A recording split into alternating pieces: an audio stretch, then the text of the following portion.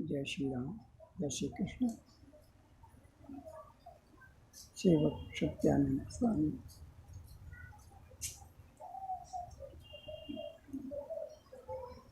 अपने धर्मशास्त्रों के अनुसार देखा जाए तो मानव को बहुत बहुमूल्य बताया। मानव जन्म बहुमूल्य रत्न है।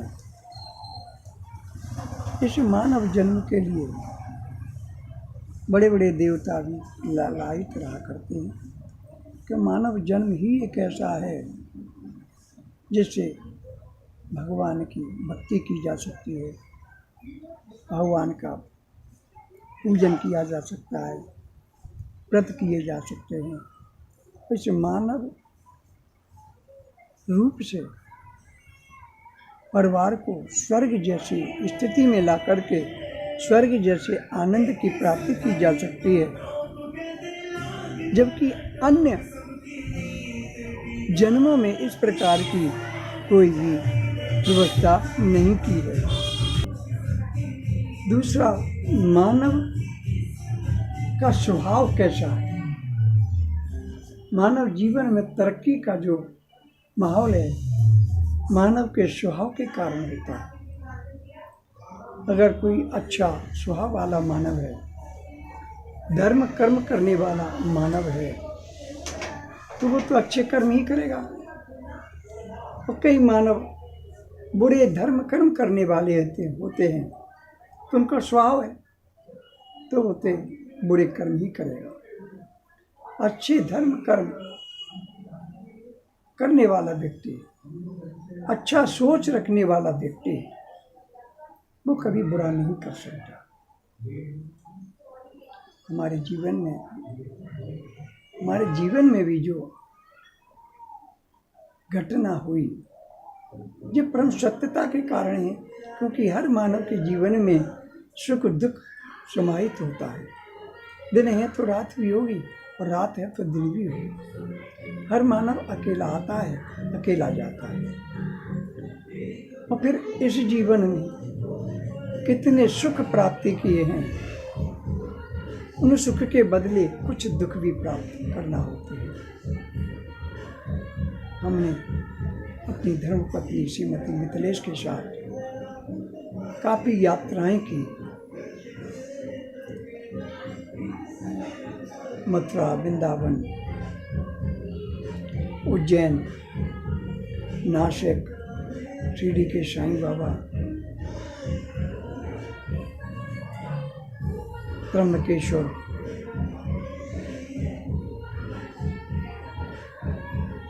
और भगवान श्री कृष्ण की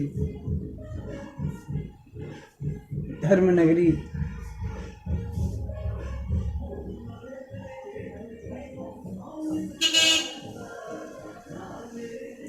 द्वारकापुरी,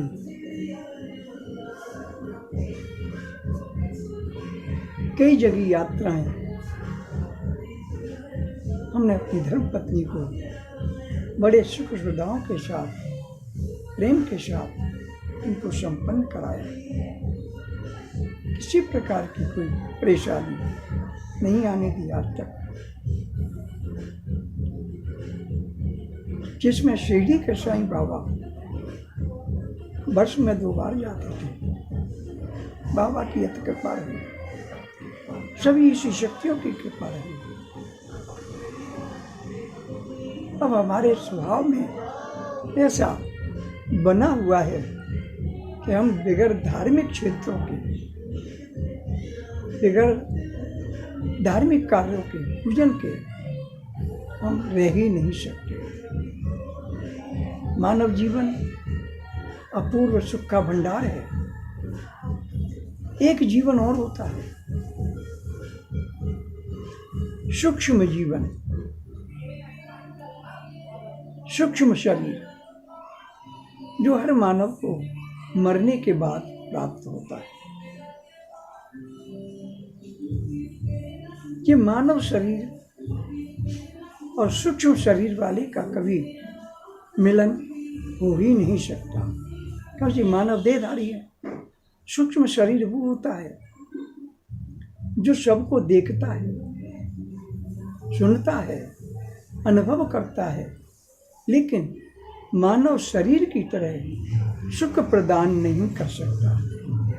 आपको स्वप्न में आएगा, ऐसा लगेगा कि फला व्यक्ति जिंदा है और हमसे अति चर्चा कर रहा है, दिख रहा है, हर तरह की महसूस आप करेंगे, लेकिन उसका शरीर सूक्ष्म है, इसलिए आप उसको छू नहीं सकते। मानव जैसे सुख उसे प्राप्त नहीं कर सकते, जबकि सूक्ष्म शरीर भी एक शरीर है जो मरने के बाद मानव को प्राप्त हो सकता है। हमारी एक और इनके साथ जाने की इच्छा थी, अमरनाथ की यात्रा करने का बड़ा हमारा मन था, इच्छा थी हमारी कि हम अपनी पत्नी को अमरनाथ की यात्रा कराएंगे, उत्तराखंड की यात्रा कराएंगे। 3 जुलाई को इनके स्वर्गधाम जाने के पश्चात हमारी सब मनोकामनाएं ध्वस्त हुई, सारी यात्राएं बंद हो गई, सिर्फ भक्ति साधना में लगे रहते हैं, पूजा पाठ में लगे रहते हैं। अब पुरानी यादों को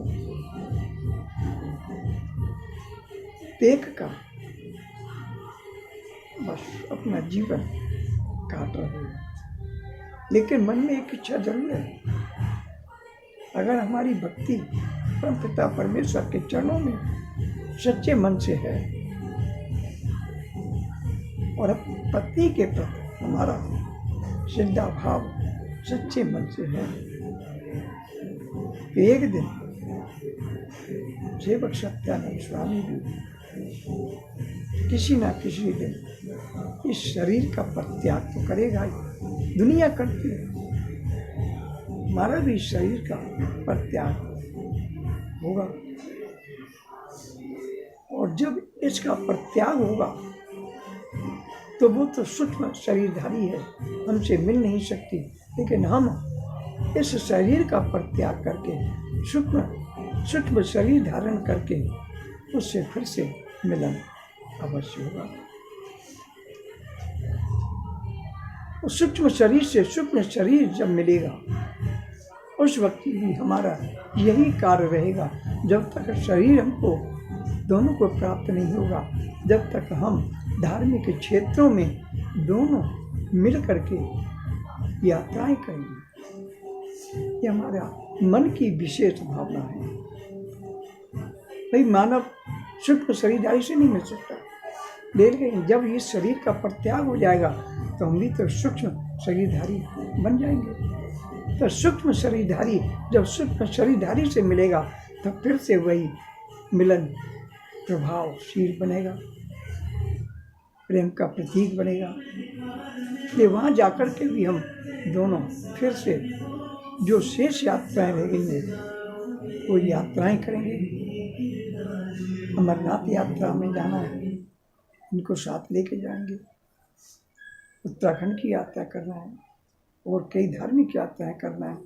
जो 10-12 दिन का समय हमको मिलेगा, वो 10-12 दिन के समय में सूक्ष्म शरीर से ही हम दोनों ने फिर यात्राएं करेंगे। ऐसा हमें पूर्ण भरोसा है परम पिता परमेश्वर पर, क्योंकि हमारे स्वभाव में यात्रा भरी हुई है और दोनों की साथ साथ यात्राएं हुई हैं। वो आगे सूक्ष्म शरीर धारण करने के बाद भी हमारी सुखद यात्रा रहेगी। इसके पश्चात अपने माता पिता के संरक्षण में, माता पिता का प्रेम पाने के लिए माता पिता के यहाँ पर जन्म हमारा भी होगा, हमारी पत्नी का भी होगा। अगर इसी प्रकार का प्रेम आगे बना रहा तो हो सकता है 20 साल के लंबे इंतजार के बाद फिर से उक्त शरीर मानव का हमको दोनों को प्राप्त हो सकता है 20 साल के अंतराल के बाद फिर से हम पति पत्नी रूप में फिर से मिलें और फिर मानव रूप में आकर के फिर इस दुनिया में आकर के फिर से धार्मिक यात्राएं करेंगे और परमपिता परमेश्वर की भक्ति करेंगे। ऐसा मेरा अनुमान है। परमपिता परमेश्वर से निवेदन करते हैं कि हे प्रभु, हमारी इस अंतिम इच्छा को भी पूर्ण करें और इस मानव देहधारी को सूक्ष्म शरीर में परिवर्तित करके उस सुखद सौंदर्य अनुभव वाली जगह पे हमको भेजें। अच्छे माता पिता का हमको मिलन हो, धार्मिक वातावरण में माता पिता मिले, क्योंकि हमने पूर्व जन्म में भी माता पिता का प्रेम दुलार नहीं मिल पाया, न ही माता की सेवा कर पाए। कम से कम अब जो जन्म मिलने वाला है उसमें माता पिता की सेवा करके हम अपने आप को धन्य मानना चाहते हैं, क्योंकि बगैर माता पिता की सेवा करे किसी व्यक्ति को मुक्ति मिलना असंभव है। प्रभु के चरणों में जब स्थान प्राप्त होता है, जब कोई भी मानव माता पिता के चरण वंदना करके उनका सुख सौभाग्य प्राप्त करके आशीर्वाद प्राप्त कर लेता है, जब भी प्रभु उसको अपने चरणों में स्थान देते हैं। तो हमारी विमुक्ति जब ही होगी जब हम अपनी माता पिता के आशीर्वाद को प्राप्त कर लें, उनकी सेवा कर लें, और फिर अगला जन्म भी तो हमारी बुद्धि से हमको मिलेगी। हम दोनों ही मिलकर के माता पिता की अपार सेवा करेंगे, ऐसा मुझे विश्वास है। परमपिता परमेश्वर इस शिक्षा की पूर्ति करेंगे और फिर उस अंतिम मानव देह को छोड़ करके प्रभु श्री कृष्ण के चरणों में और श्री राम के चरणों में अपने आप को विलीन करने के लिए प्रभु से निवेदन करेंगे। हम दोनों को ही अपने चरणों में स्थान प्रदान करें, इस आवागमन की प्रक्रिया से हमको छुटकारा प्रदान करें। सेवक सत्यानंद स्वामी का ये अनुभव है। इस मानव देह में बहुत सुखद वस्तुएं हैं, लेकिन उसका सदुपयोग किया जाए, माता पिता की सेवा की जाए, अच्छे धर्म शास्त्रों के अनुसार अपने आप को ढाला जाए, तो मानव देह बहुत अच्छी है।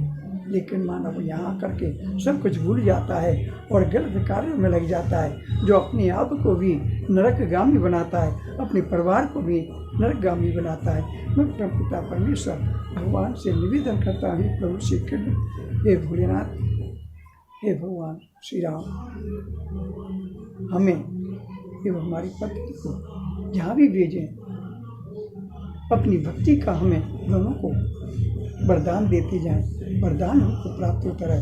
हर जन्म में हम आपकी भक्ति करते करते अपने इन शरीरों को आपके चरणों में समर्पित कर दें। जय श्री राम, जय श्री कृष्ण।